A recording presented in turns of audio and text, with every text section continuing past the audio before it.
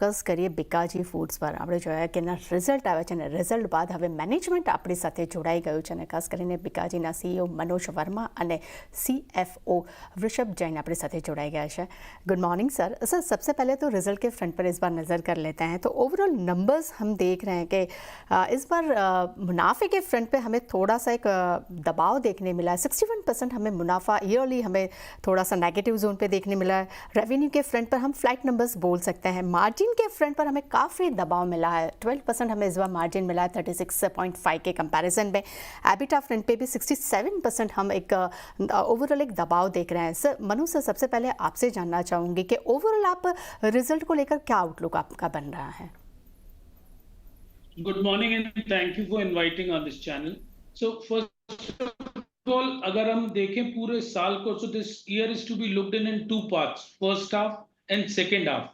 Second half was the period जहाँ पे inflationary pressures बहुत ज़्यादा थे और इसलिए Q3 impacted us.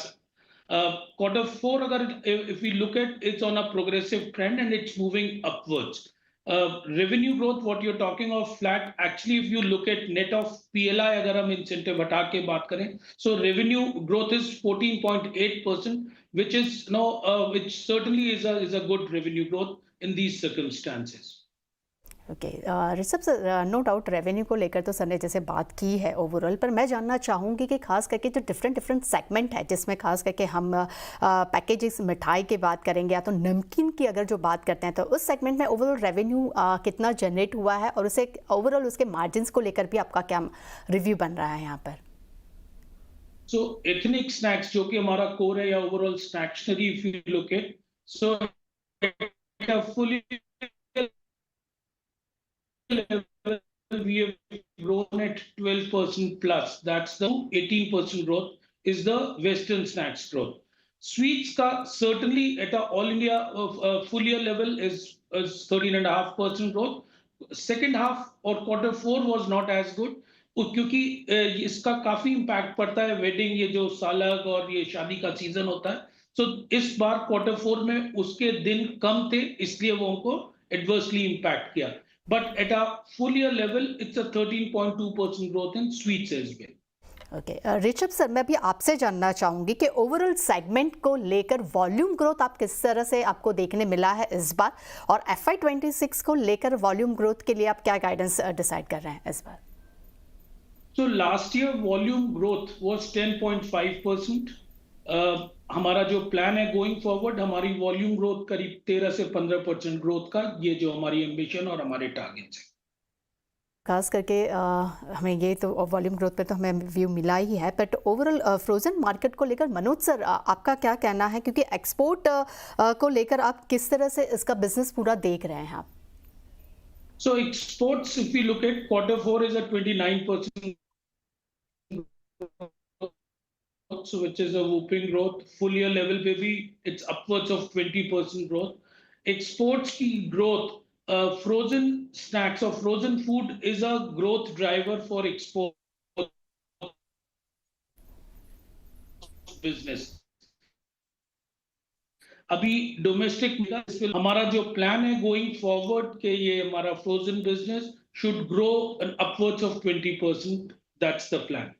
Okay sir, खास करके एक्सपोर्ट और डोमेस्टिक ये दोनों ही जो बिज़नेस है उसकी ओवरऑल आप रेवेन्यू कितनी आपकी जनरेट हुई है, क्या आप उसे हमें इंडिविजुअली बता सकते हैं इसमें? ऋषभ सर, आपसे मैं जानना चाहूँगी। हाँ जी, सो बेसिकली ओवरऑल जो एक्सपोर्ट है वो क्लोज टू 3-4% के आसपास है हमारा एक्सपोर्ट जो है हमारा क्लोज टू 96 करोड़ रुपीस है जो एक्सपोर्ट का पार्ट है, बाकी पूरा इंडिया रिलेटेड है। खास करके मार्केट शेयर के बारे में जानना चाहूँगी कि अभी डोमेस्टिक और इंटरनेशनल दोनों में ही आपके मार्केट शेयर्स किस तरह से अभी फ़िलहाल उसके नंबर्स देखने मिल रहे हैं, और आगे FY26 को लेकर आप उसके लिए क्या देख रहे हैं नंबर्स? सो डोमेस्टिक में बेसिकली अभी जो मार्केट शेयर है हमारा क्लोज टू 8.5% के आसपास है, और हम नॉर्मली जो इंडस्ट्री है वो close to high teen grow कर रही है 8 से 10% के बीच में, और जो हमारा टारगेट है कि 13 से 15% ग्रो करें। तो हमें ओवरऑल मार्केट शेयर अगले 2 से 3 साल हमें कंटिन्यू गेन करना है, और जो हमने पिछले 4-5 साल में करते हैं। और वही प्लान है। ऋषभ, और मार्जिन की बात करें तो मार्जिन में लास्ट ईयर Q4 में एक बड़ी पीएलआई की इनकम थी 95 करोड़ रुपीस की, जो उसमें एडेड थी, जो इस साल क्लोज टू 60 करोड़ रुपीस है, कि लास्ट ईयर में 3 साल का रेवेन्यू बुक किया था पीएलआई का। तो अगर वैसे विदाउट पीएलआई देखते हैं तो हमारा margin compare to last quarter काफी सिग्निफिकेंटली इंप्रूव हुआ है। ओके सर, आने वाले मार्जिन पे ही मेरा नेक्स्ट क्वेश्चन आपसे था कि आने वाले क्वार्टर के लेकर आप मार्जिन को लेकर क्या गाइडेंस डिसाइड कर रहे हैं फिलहाल? तो हमारे लिए ग्रॉस मार्जिन बहुत इंपॉर्टेंट है, क्योंकि ग्रॉस मार्जिन नीचे का, तो ग्रॉस मार्जिन जो टारगेट है, तो Q3 में हमारा 26-27% के आसपास आ गया था, वो हम वापस 33% लेके जाना चाहते हैं। तो इस साल का जो टारगेट है, हम 32% प्लस लेके जाना चाहते हैं FY 25-26 में। ओके मनोज सर, मैं आपसे जानना चाहूँगी कि फ़िलहाल आप जितने भी जो सेगमेंट्स हैं, डिफरेंट सेगमेंट्स में आप क्या प्राइस हाइक को लेकर कुछ आप डिसाइड कर रहे हैं, या तो किस तरह से आप प्राइस बढ़ाना की आपकी योजना बन रही है यहाँ पर? प्राइस हाइक ज्यादातर हम ले चुके हैं ऑलरेडी, एक छोटी सी प्राइस इंक्रीज और लेना है which will bring back to our normal.